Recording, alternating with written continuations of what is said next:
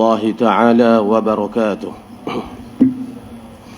إلى روح سيدنا وحبيبنا وشفيعنا رسول الله محمد بن عبد الله صلى الله عليه وسلم وآله الكرام وأصحاب العظام ولمشايخه ولشيخه Tuan Guru Ustaz Abdul Wahab, Tuan Guru Haji Ali Seliau, Tuan Guru Dr. Jahid bin Sidi, Tuan Guru Haji Nazla bin Ahmad Syah Al-Habib Mahmud bin Salim Al-Idrus wa usulihim wa furu'ihim anna Allah yu'li darajatihi fil jannah wa yukasiru min masubatihim wa yudha'ifu hasanatihim wa yahfazuna bijahihim wa yanfa'una bihim wa yu'idu alaina min barakatihim wa asrarihim wa anwarihim wa ulumihim wa nafahatihim fid din wa dunya wal akhirah وإلى حضرة النبي صلى الله عليه وسلم بسر الفاتحة. أعوذ بالله من الشيطان الرجيم. بسم الله الرحمن الرحيم. الحمد لله رب العالمين الرحمن الرحيم مالك يوم الدين إياك نعبد وإياك نستعين اهدنا الصراط المستقيم صراط الذين أنعمت عليهم غير المغضوب عليهم ولا الضالين آمين. أعوذ بالله من الشيطان الرجيم. بسم الله الرحمن الرحيم. الحمد لله رب العالمين والصلاة والسلام على أشرف الأنبياء والمرسلين وعلى آله وصحبه أجمعين.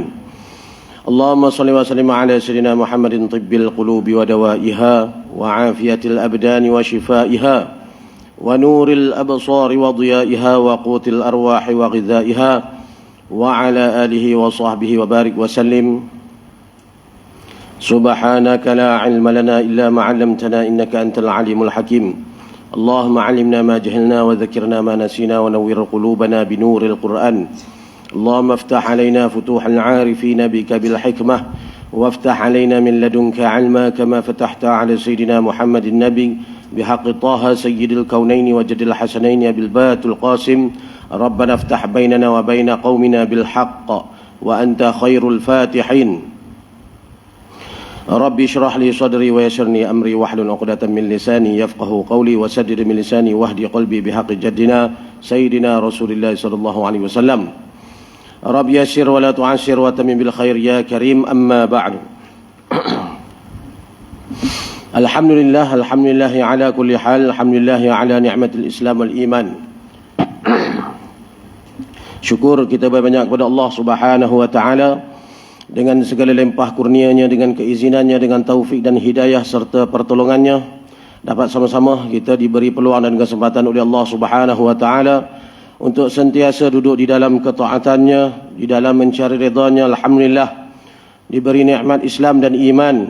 Alhamdulillah dijemput menjadi tetamu Allah Subhanahu wa taala, dapat sama-sama kita hadir solat berjemaah di dalam rumahnya. Alhamdulillah kemudian diberi peluang dan kesempatan oleh Allah Subhanahu wa taala untuk sama-sama kita duduk di dalam salah satu taman-taman syurga di dunia, yakni majlis-majlis ilmu.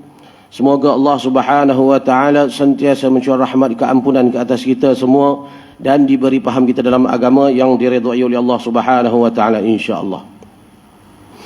La haula wala quwwata illa billahil aliyil azim. La haula, tiada daya upaya, ai fi tarkil ma'asi, pada nak menolak, pada nak meninggal perkara maksiat, tak ada daya upaya.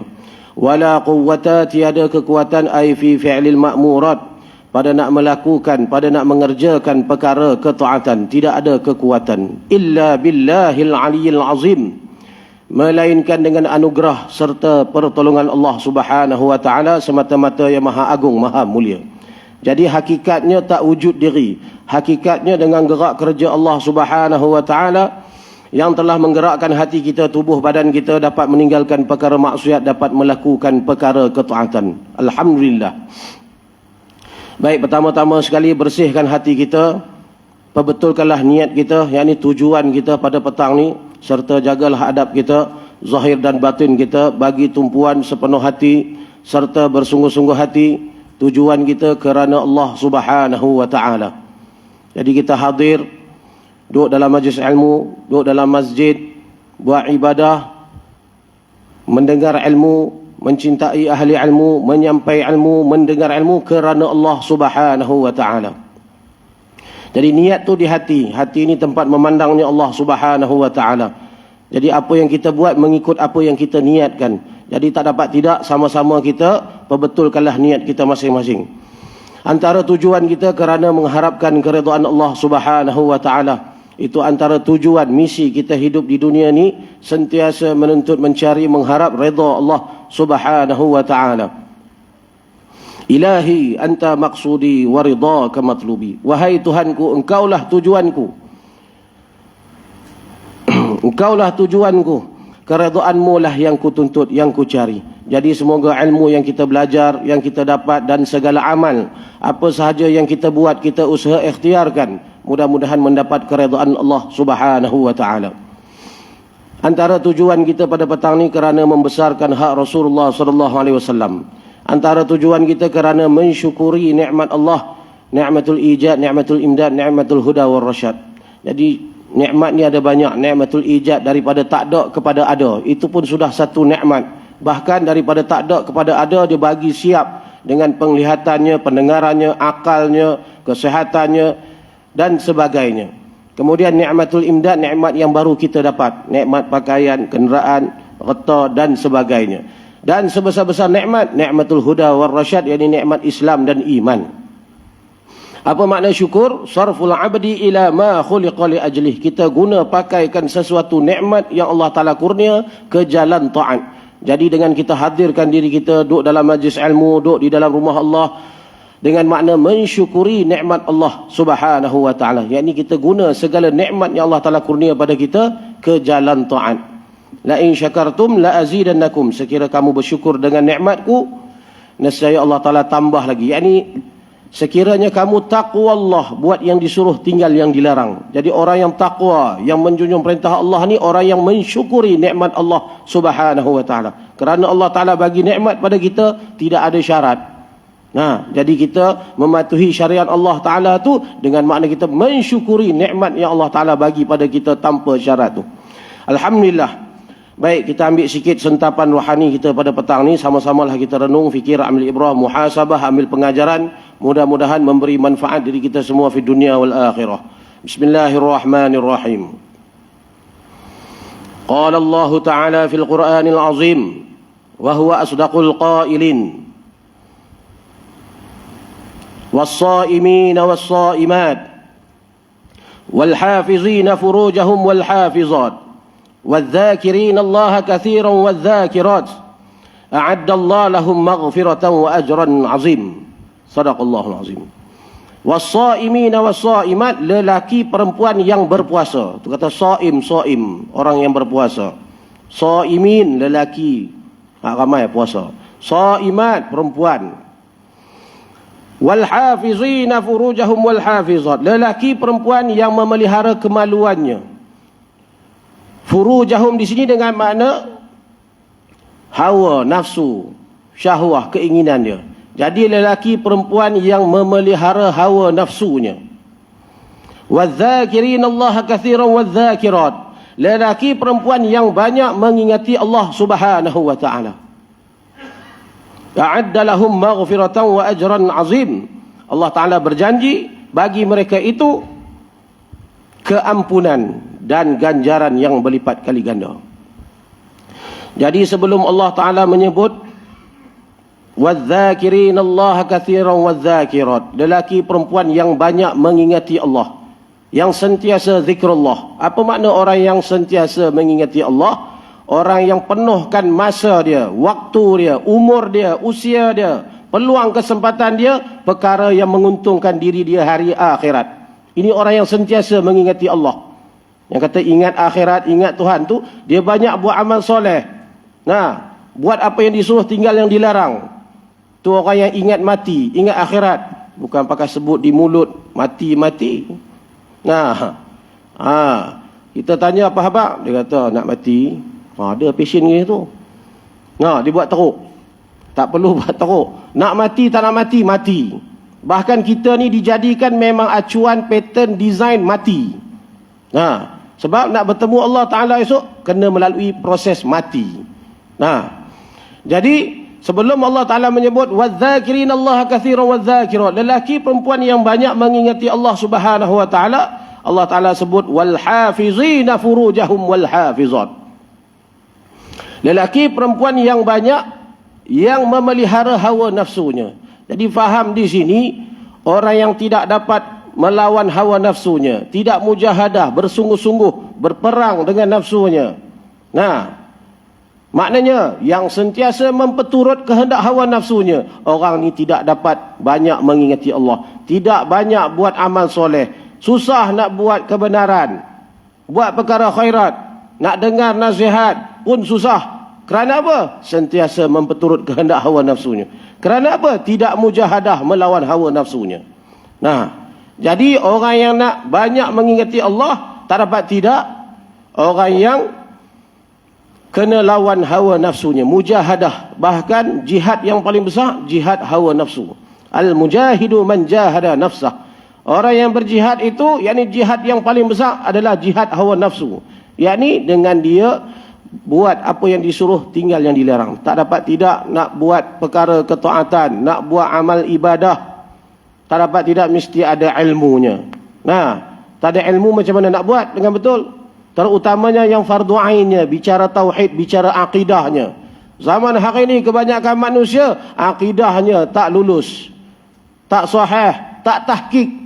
Asbab tak ada akidah yang kemah, asbab itulah manusia jadi serabut, jadi susah hati, jadi sedih, macam-macam, jadi berbalah, jadi berdengki. Nah, jadi cinta dunia, gemar kemasyhuran, saling berjatuh. Kerana apa? Kerana akidahnya. Macam mana dia nak sabar, macam mana dia nak redha, macam mana dia nak tawakal, macam mana dia nak ikhlas, macam mana dia nak ingat Allah, sekira akidahnya tak lulus. Jadi akidah nombor satu. Punca dia akidah. Jadi pintu nak menuju tasawuf tu akidah tu. Jadi nak mengaji supaya nak proses, nak latih hati kita supaya bersih, supaya jadi hamba Allah yang bertakwa, yang mendapat redha Allah. Akidah nombor satu, kena mengaji. Kemudian bicara bab hukum hakam, pekahnya, tak kira apa sahaja yang bersangkut paut adat dan ibadat. Kerana duduk di muka bumi Allah ni kena ada undang-undang dia. Duduk di jalan raya pun ada undang-undang, apatah lagi duduk di muka bumi Allah Subhanahu Wa Taala. Jadi hukum hakam tu undang-undang Allah.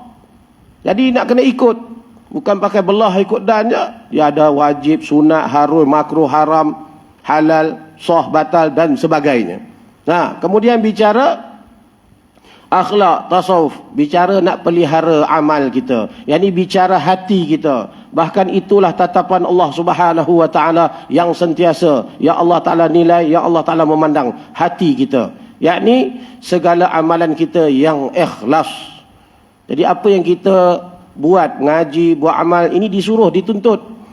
Adapun yang Allah Taala nilai hati kita. Jadi hati ini kepunyaan Allah. Siapa pun tak boleh nak mengukur, nak baca, nak menghukum dan sebagainya. Jadi sebelum Allah Ta'ala sebut wal hafizina furujahum wal hafizat, terlebih dahulu Allah Ta'ala sebut was-saimina was-saiman, lelaki perempuan yang berpuasa. Ni kita puasa semua. Nah, apa yang ada pada puasa? Puasa ni ibadah apa? Ibadah letih, ibadah rahsia. Nah, kau semayang, sedekah, baca Quran, dia ada rupa. Puasa mana ada rupa? Nah, cuma orang tahulah hari ini bulan puasa, semua pakat puasa. Nah, jadi ibadah rahsia, ibadah yang letih, ibadah kita menahan diri daripada perkara batal puasa, daripada fajar sampai maghrib. Nah, yang kita dah nampak selalu tak makan tak minum lah. Maknanya apa? Lapar, dahaga. Nah, tapi jangan semata-mata lapar dan dahaga saja. Kerana hadis Nabi SAW menyebut rubba sa'imin laisa lahu min siyamihi illa al-ju'u wal 'atash. Beberapa ramai orang yang berpuasa tetapi tidak dinilai puasanya, tidak dikira apa-apa melainkan lapar dan dahaga. Tidak ada dapat apa melainkan lapar dan dahaga. Kerana apa? Kerana matanya, telinganya, segala anggotanya, lidahnya tidak pelihara daripada jatuh maksiat, jadi jatuh dosa.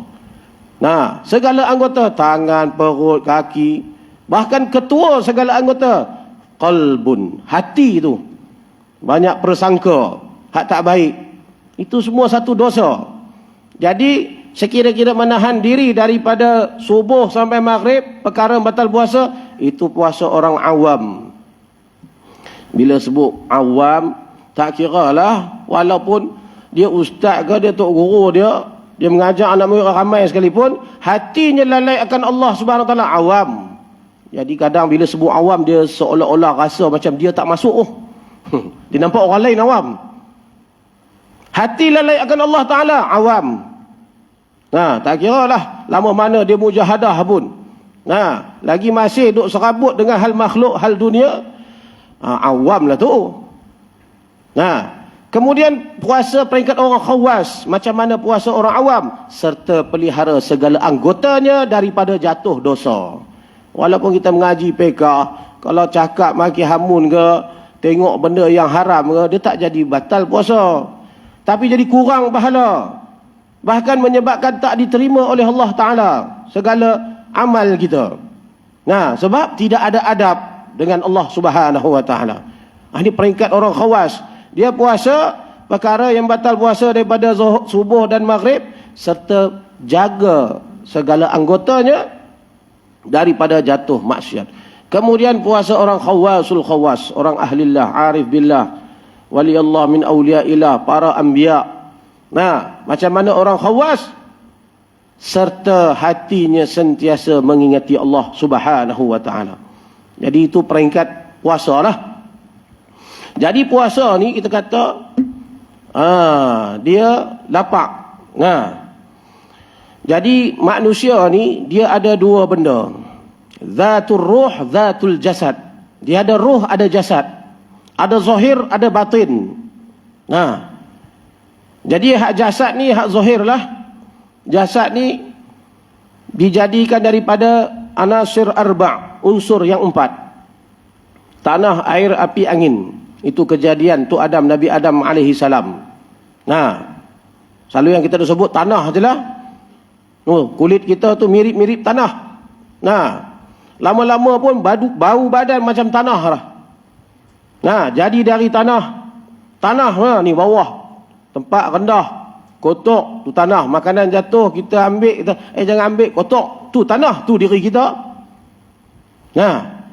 Jadi dia ada air, api, angin tu badan kita. Dia kadang berpeluh, kadang dia hangat, panas, kadang dia ada angin, urut dia keluar angin. Itu jasad, tubuh badan. Jadi akan masuk ke dalam tanah. Jadi jasad ni, rumah dia, tempat dia, kubur, tanah. Habuan cacing, habuan ulat, habuan tanah. Yang kita duk prepare hanya bagi tatapan manusia. Sedangkan tatapan Allah Ta'ala tu adalah ruh kita yang dikekalkan oleh Allah Subhanahu Wa Ta'ala. Ini hati kita, hak dalam tu, hak batin tu. Kalau mengaji tengok dalam dia ada lapisan-lapisan. Qalbun, fuadun, lubbun, batinun, ruhun, sirrun, sirri. Itu mana lapisan hati yang dalam-dalam, lebih dalam. Bukan ketui hati. Macam mana hati ayam tu, ni apa? Hati. Bukan hati tu. Tapi lapisan yang dalam. Jadi kita ni dia ada ruh. Ada jasad, ada ruh. Jadi ruh ni kebanyakan ulama tak bicara secara spesifik, secara detailnya. Macam mana keadaan roh ni, dijadi macam mana, duk tang mana. Duk di jantung ke, duk kat seluruh badan ke, mana ke, bila tidur dia keluar separa macam mana. Dia pergi kata, pergi alam lain, alam ke depan, alam ke belakang. Dimensi yang lain. Jadi tak boleh nak diperikan. Kerana apa? Kerana Allah Ta'ala sebut dalam Quran, yas'alunaka 'anir ruh. Sekira datang pada kamu orang tanya tentang ruh, qulir ruh, kata olehmu wahai Muhammad, qulir ruh min amri rabbi. Ruh ni urusan Tuhan. Jadi ulama tak bahas lah, walaupun ada sebahagian sikit ulama dia karang kitabur ruh, tapi dia tidaklah bicara yang lebih detail macam mana keadaan ruh ni. Tak apa. Kemudian manusia ni ada ruh, ada jasad, ada zahir, ada batin. Kemudian digauli pula dengan dua benda lagi. Yang pertama akal, yang kedua nafsu. Jadi akal ni tu, asal akal tu iqal, makna pengikat. Iqal, pengikat. Hak tu Arab tu lilik kepala pakai serban merah tu. Orang panggil egal tu iqal lah tu. Sebab Arab tu, sebahagian Arab tu dia qaf, dia tak boleh nak sebut bunyi qaf. Dia bunyi ga. Aqil jadi agil. Saqaf jadi sagaf. Tu ahqaf jadi ahqaf. Yaqin jadi yaqin, izdigamah dan sebagainya. Tak apa. Jadi akal ni, kejadian akal ni, Allah Ta'ala cipta akal ni. Allah Ta'ala tanya akal, man anta wa man ana? Siapa engkau, siapa aku? Akal dengan mudah menjawab, anta rabbi wa ana abduk. Tu kata akal. Dia mudah fikir yang baik dan tak baik, cukup mudah. Tu kejadian akal. Jadi dia pun makhluk. Cuma kadang-kadang akal ni boleh juga salah fikir. Itu sebab Allah Ta'ala hantar Rasul untuk memandu akal. Itu sebab orang yang diberati syarak, ditaklifkan oleh Allah Subhanahu Wa Ta'ala, berat di atasnya hukum hakam, mesti dia aqil, berakal. Hak tak boleh fikir dengan baik tu, tak ditaklifkan. Orang gila, sindrom Down ke atau sebagainya. Jadi akal itu yang kata pada manusia ni kerana ada akal. Kemudian nafsu. Nafsu ni makhluk Allah yang jahat, yang degil, ketegak. Jadi bila Allah Ta'ala cipta nafsu, Allah Ta'ala tanya nafsu, man anta wa man ana? Siapa engkau, siapa aku? Nafsu menjawab, anta ilahun ilahu, ana ilahun ilah. Engkau, aku. Kau Tuhan, aku Tuhan. Tu nafsu, dia ketegak, melawan. Tu yang ada di diri kita tu. Nafsu ni lebih jahat daripada syaitan. Inna nafsa akhbathu wa asyarru min sab'ina syayatin. Satu nafsu lebih jahat daripada 70 ekor syaitan. Syaitan tu jahat dah. Dia makhluk Allah yang sentiasa derhaka akan Allah. Tu syaitan. Adapun malaikat, makhluk Allah yang sentiasa taat. Adapun jin dan manusia, makhluk Allah yang kadang-kadang ingat, kadang-kadang taat, kadang-kadang derhaka. Sebab dia lupa. Dia boleh lupa. Makna setiap manusia yang selain Nabi dan Rasul harus jatuh salah. Dia boleh lupa, boleh silap, boleh dosa. Jadi kalau kita faham hak tu, siapa pun dosa, pendosa. Tak jadi isu lah kita nak mengukur orang, nak menghukum orang, nak melevel orang. Kita ambil kerja Tuhan pula. Ustaz ni tak boleh pakai. Teruk, dia ni pun jenuh tengok. Berapa million manusia nak tengok semua. Sebab semua orang boleh silap. Bahkan orang yang dosa, yang dicintai Allah Ta'ala, yang maksiat yang dicintai Allah, orang yang sentiasa taubat. Jadi taubat tu lah. Maknanya down taubat. Sampai jemu nak buat maksiat lagi. Kalau tanya sampai bila? Sampai bila-bila. Sampai dah tak nak buat dosa dah. Taubat tu. Maknanya sampai bila-bila. Bahkan Nabi Adam AS turun ke dunia daripada syurga tu memang cerita taubat, cerita taib, nak kembali ke kampung halaman asal kita dari syurga. Kita semua dari syurga. Kita dihantar ke dunia ni kerana adalah hikmahnya, kerana ujian untuk diri kita. Hakikatnya Allah Ta'ala tidak ambil faedah apa. Wa ma khalaqtul jin wal ins illa liya'budun. Tidak aku jadikan jin dan manusia melainkan supaya beribadahkan aku. Supaya ibadah. Jadi cerita hidup di dunia kita ni memang penuh dengan ibadah. Bukan cerita berbalah, bukan cerita saling berjatuh, bukan cerita saling mengkritik, cerita hanya ilmu semata-mata. Cerita ibadah mana cerita hal, cerita kelakuan, cerita adab, kelakuan yang baik, perangai yang baik. Yakni buat amal soleh, taqwa Allah, menjunjung perintah Allah Subhanahu Wa Taala. Itulah tujuan kita dijadikan. Liya'budun dengan makna ay liya'lamun. Itu Abdullah Ibn Abbas mentafsir dengan makna liya'lamun, supaya mengenal, supaya kita kenal kepada siapa yang kita mengabadikan. Awwaluddin ma'rifatullah, awal agama mengenal Allah. Kena kenal Allah dulu. Awwaluddin ma'rifati sifatillah. Awal-awal agama mengenal sifat-sifat Allah. Tu kena mengaji sifat 20. Tujuannya nak kenal. Buka kita tauhid tengok apa hakikat ma'rifat yang kata kenal dengan erti kata sebenar-benar kenal. Al-jazmu al-mutabiq lil haq an dalilin.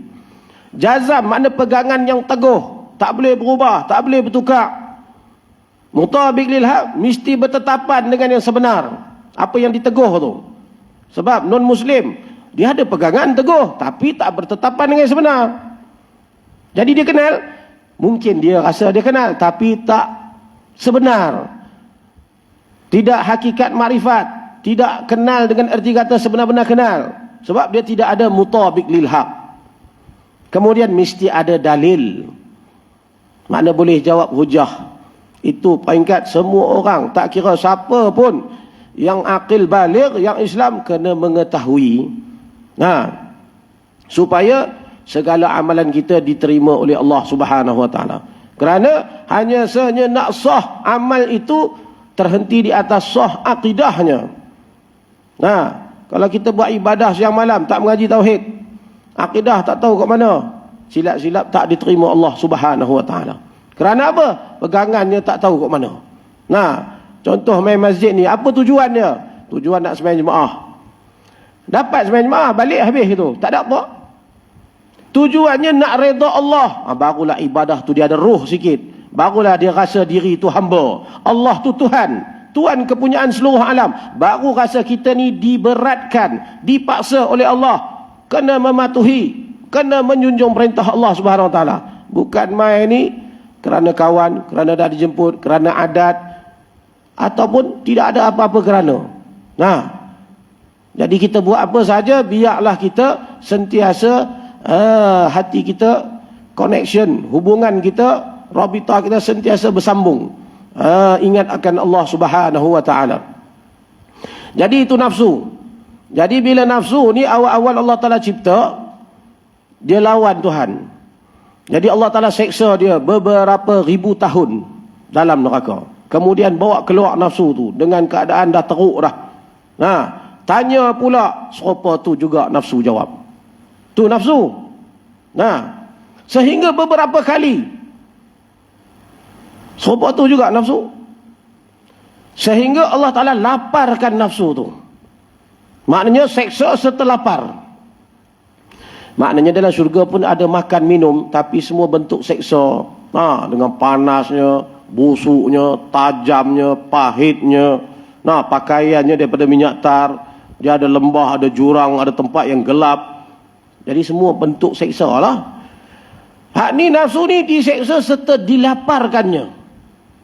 Barulah nafsu tu tewas. Anta Rabbi wa ana abduk. Baru Allah Ta'ala ambil nafsu ni buh daripada manusia. Tu awal-awal kejadian. Nafsu ni dia kalah dengan lapar. Itu sebab kita sebagai orang Islam, rukun Islam, salah satunya puasa di bulan Ramadan. Ini peluang untuk kita, umat Nabi Muhammad sallallahu alaihi wasallam, untuk kita berjuang bersungguh-sungguh melawan hawa nafsu kita. Lawan hawa nafsu tujuannya nak banyak mengingati Allah. Yang ini tujuannya nak buat amal soleh. Tujuannya supaya dapat ampunan daripada Allah Ta'ala, supaya dapat ganjaran yang berlipat kali ganda. Jadi bulan Ramadan ni bulan yang barakah, bulan ampunan, bulan yang dilipat kali ganda. Tidak ada pada bulan lain. Iza jaa Ramadan, apabila datang Ramadan, futihat abwabul jannah wa ghulliqas abwabun nar wa sudifati syayatin. Apabila masuk Ramadan, Allah Ta'ala buka segala pintu syurga. Ini cerita awal-awal Ramadan. Selalu orang nak cerita 10 malam terakhir, kelebihan. Ya, semua ada kelebihan. Orang tak cerita 10 malam terawal Ramadan.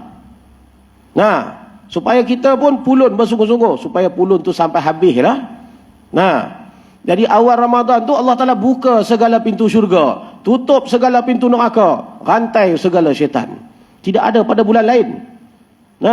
Bulan Muharram ke, bulan Safar ke, Tak ada aku tu. Makna cerita Allah Ta'ala nak bagi peluang syurga.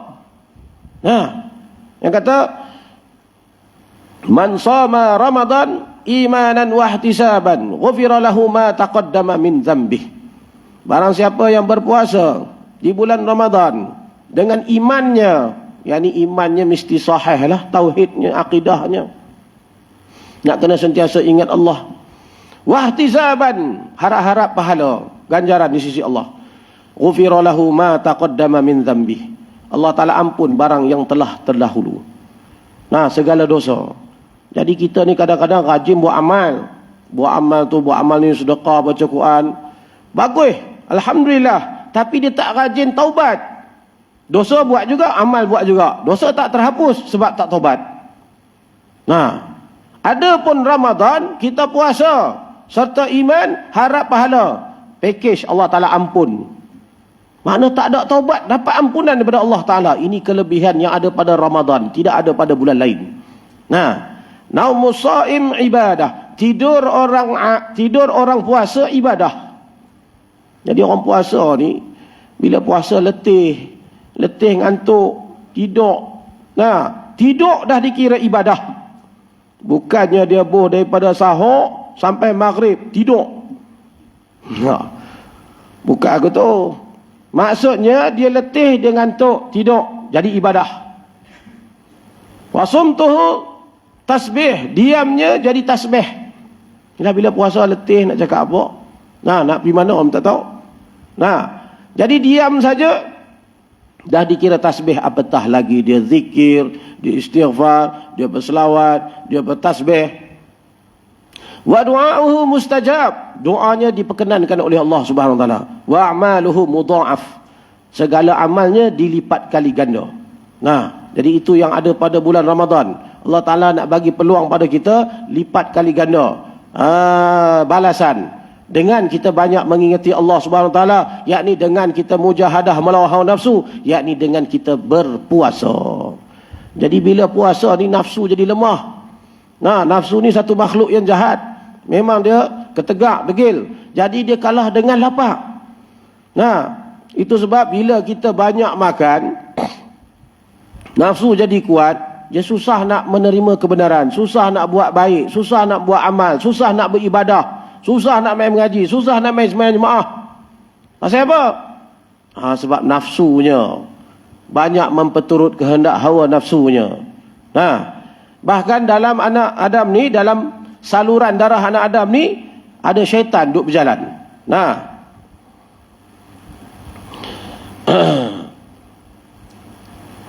Inna syaitan yajri min ibni Adam, sungguhnya syaitan ni duk berlari, duk berjalan dalam anak Adam, majrad dami, dalam saluran darah. Fadayyiqu majariyahu bil ju', maka mempersempitkan saluran darah kamu, yakni sempitkan laluan syaitan tu dengan berlapar. Jadi dalam diri kita semua ni ada syaitan. Dalam darah. Darah ni jadi daripada makan lah punca dia. Yang kata ulama, perut ni sarang penyakit. Masuk macam-macam penyakit dapat. Penyakit zahir, penyakit batin. Penyakit kencing manis, darah tinggi, gout, jantung dan sebagainya, itu semua punca makan. Penyakit batin, jadi kerah hati, jadi malas, susah nak menerima kebenaran, susah nak buat baik. Punca makan. Kena pula makanan kita hari ni semuanya tidak ada khasiat. Semuanya racun belaka. Jadi darah kita tak bagus. Bahkan pada malam Isra' dan Mi'raj, sebelum Nabi kita SAW nak turun, yakni setelah terima anugerah hadiah solat daripada Allah Subhanahu wa taala, Jibril berpesan supaya ingatkan kepada umat kamu supaya berbekam. Maknanya umat akhir zaman ni memang darahnya tak apa elok. Itu kejadian yang Allah Taala cipta, memang hebat. Bila darah tak baik tu dia terkasing. Di lapisan kulit, itu sebab kita berbekam. Dia sedut keluar darah tu ikut lapisan kulit. Darah memang kotor. Ada pun yang berpetik, kita kata fashdu, itu ikut urat. Hak tu memang dia tarik darah sekali, macam kita kata overflow lah. Keluar darah elok dengan darah tak elok sekali. Hak tu kalau tak makan nasi dulu boleh rebah pingsan. Dia kena pagi makasih, bukan bulan puasa lah. Nah, fasdu. Ini sebut bekam fasdu, takut. Buat tengok. Bagus untuk kesihatan, kuat taat, mudah nak buat kebaikan. Niat kerana Allah, nak sehat, nak kuat taat. Jadi ibadah kita rawat pun. Ni dengar bekam takut. Dalam diri kita ni banyak darah kotor. Jadi syaitan pula duk berjalan. Syaitan ni memang kerjanya nak binasakan manusia. Kalau kita mengaji pun dalam bab perubatan tradisional, memang kebanyakan penyakit yang dalam tubuh badan kita, penyakit yang kencing manis, darah tinggi, jantung, semua tu asbab. Asbab hakikat daripada Allah. Asbab semuanya daripada darah. Semuanya ada unsur syaitan, jin. Jangan duk kata sikit-sikit jin, sikit-sikit jin. Sungguh kalau mengaji dalam bab tu memang dia berjalan dalam darah. Jadi darah kita tak elok, jadi macam-macam penyakit. Jadi makan banyak, syaitan pun jadi banyak masuk dalam saluran darah. Itu sebab ada hadis Nabi SAW yang lain menyebut, apa dia?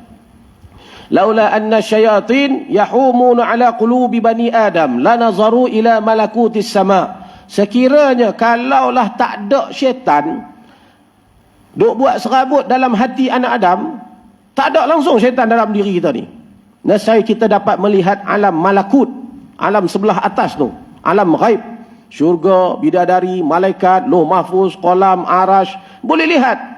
Habis tak boleh lihat pasal penuh syaitan dalam diri kita. Itu sebab orang yang ahlillah, yang dibuka hijab, berapa puluh ribu hijab, dia dikasyafkan oleh Allah Subhanahu Wa Taala.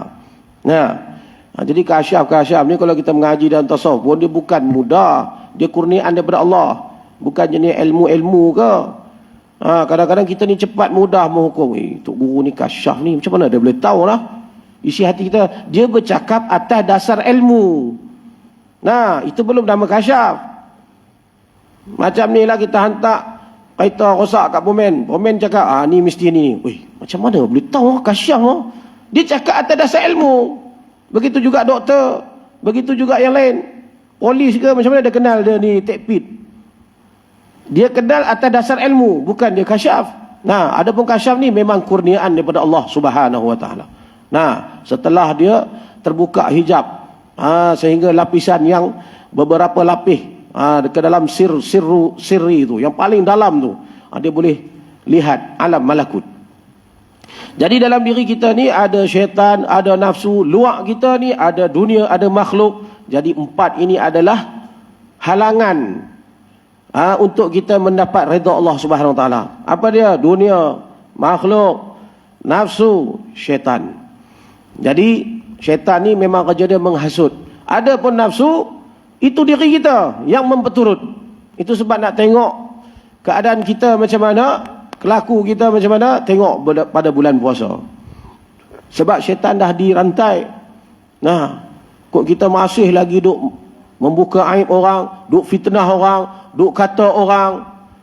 Zaman lah ni mudah sangat. Nak fitnah, lagi apa? Nak memperjatuh. Dia jadi berpuak-puak. Tu kata Islam tu dah hebat dah, tapi individu Islam tu dia jadi berpuak-puak. Walaupun sekampung, satu masjid, menghadap Tuhan yang satu, tapi dia berpuak-puak, dia berbalah, dia berpecah. Kerana apa? Kerana dia memperturut kehendak hawa nafsunya. Kerana apa? Kerana akidahnya tak sahih, tak tahqiq. Jadi pada bulan Ramadan ni latihan kita. Bila berpuasa, kita nak melawan hawa nafsu kita. Supaya nak banyak mengingati Allah. Yang ini dengan banyak buat amal soleh, baca Quran, sedekah, semayang malam dan sebagainya. Itu sebab yang bila kata puasa, siangnya berlapar, di malamnya tidak kekenyangan. Try buat, buka puasa, minum air, makan kurma, kuih-kuih ringan-ringan, tak berat mana. Lepas tu semayang sunat, semayang maghrib, habis maghrib baru makan nasi. Tengok dia lain sikit. Makan pun jangan banyak sangat.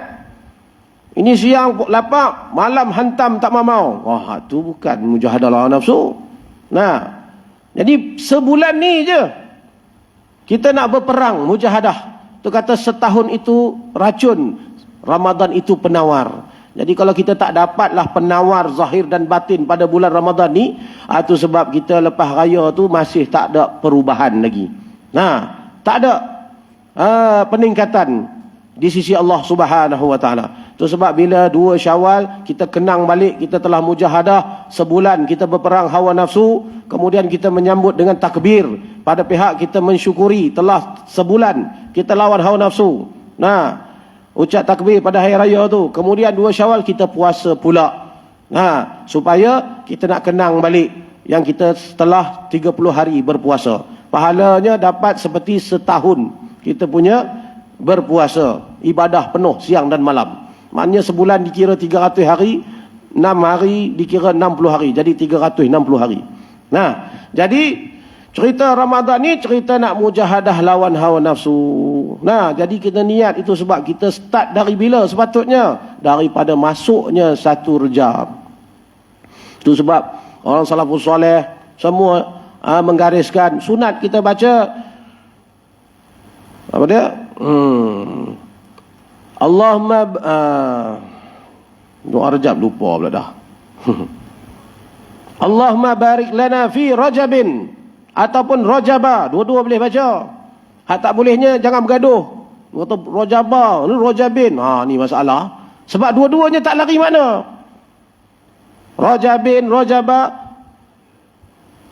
Allahumma barik lana fi Rajabin wa Sya'ban wa ballighna Ramadan. Sebahagian ulama menyebut doa ni yang cukup kuat. Siapa yang dapat baca awal malam 1 Rejab, insya-Allah dia dapat sampai Ramadan. Habis. Dia kena prepare dari Rejab lagi tu. Pada pihak nak sambut Ramadan tu. Rejab, Sya'ban. Tu sebab kita puasa juga, latih dah. Supaya Ramadan tu kita clear lah. Kalau Tok Guru dia tambah pula. Kalau Dan baca ni, insya-Allah Dan Raya. Maksud Dan Raya dia kata tak mati lagi. Jangan kata pula ni kawan ni baca esok tu meninggal Ustaz. Ustaz kata tak mati. Dah sampai ajal nak buat guna. Abang kata wa ballighna Ramadan, sampaikanlah kami pada bulan Ramadan. Kuat doa ni. Pada pihak kata insya-Allah dia takkan mati pada 3 bulan tu. Tapi kalau dah sampai ajal matilah juga. Cuma nak cerita kata doa tu begitu kuat supaya ada keazaman kita, cita-cita untuk bersungguh-sungguh mujahadah melawan hawa nafsu kita untuk berbuat ibadah kepada Allah Subhanahu wa taala untuk mendapat keampunan dan keredaan di sisi Allah Subhanahu wa taala. Jadi pada bulan Ramadan ni sama-samalah kita latih diri kita, hati kita, tanam dalam diri kita supaya kita semata-mata hanya nak redha Allah Subhanahu wa taala. Yani latihan Ramadan ni adalah latihan mujahadah lawan hawa nafsu. Tujuannya nak banyak mengingati Allah Subhanahu wa taala. Jadi dengan berpuasa. Jadi bulan Ramadan ni dapat ampunan Allah, dapat balasan yang berlipat kali ganda di sisi Allah Subhanahu wa taala. Jadi fahamlah. Jadi proses puasa tu memang latihan untuk hawa nafsu kita. Itu sebab orang yang rajin berlapak, rajin puasa, yang bukan bulan puasa, dia mudah buat baik, cakap yang baik. Dia tak ada gaduh nak salah orang. Dia baik zahir dan batin. Dia pun insya-Allah tidak akan kena penyakit macam-macam. Sebab apa? Dia kurang makan. Kita ni banyak makan. Jadi macam-macam penyakit dapat. Jadi mudah-mudahan dengan sentapan rohani kita pada petang ni, mudah-mudahan Allah Ta'ala bersihkan hati kita, perbaiki akhlak kita, bertambah keimanan kita, ketakwaan kita kepada Allah Subhanahu Wa Ta'ala. Mudah-mudahan Allah Ta'ala beri kekuatan pada kita untuk sama-sama mujahadah, bersungguh-sungguh melawan hawa nafsu, untuk meningkatkan ketaatan kita pada bulan Ramadan ini. Mudah-mudahan dapat sama-sama kita berjuang sehingga akhir Ramadan ini, insya-Allah. Wallahu Subhanahu Wa Ta'ala a'lamu bissawab. Al-Fatihah. أعوذ بالله من الشيطان الرجيم بسم الله الرحمن الرحيم الحمد لله رب العالمين الرحمن الرحيم مالك يوم الدين إياك نعبد وإياك نستعين اهدنا الصراط المستقيم صراط الذين أنعمت عليهم غير المغضوب عليهم ولا الضالين آمين أعوذ بالله من الشيطان الرجيم. بسم الله الرحمن الرحيم. الحمد لله رب العالمين والصلاة والسلام على أشرف الأنبياء والمرسلين وعلى آله وصحبه أجمعين. اللهم اغفر لنا ذنوبنا وارحمنا وأنت غفور رحيم. اللهم اغفر لنا ذنوبنا ولوالدينا وارحمهم كما ربنا صغارا ولمشايخنا والجميع المسلمين برحمتك يا أرحم الراحمين. اللهم نور قلوبنا بنور معرفتك يا فتاح يا رزاق. افتح لنا فتحا قريبا كما فتحته على أنبيائك وأوليائك وعبادك الصالحين. وصلى الله على سيدنا محمد النبي وعلى آله وصحبه وسلم تسليما كثيرا. سبحان ربك رب العزة عما يصفون وسلام على المرسلين والحمد لله رب العالمين. تقبل الله منكم. السلام عليكم ورحمة الله وبركاته.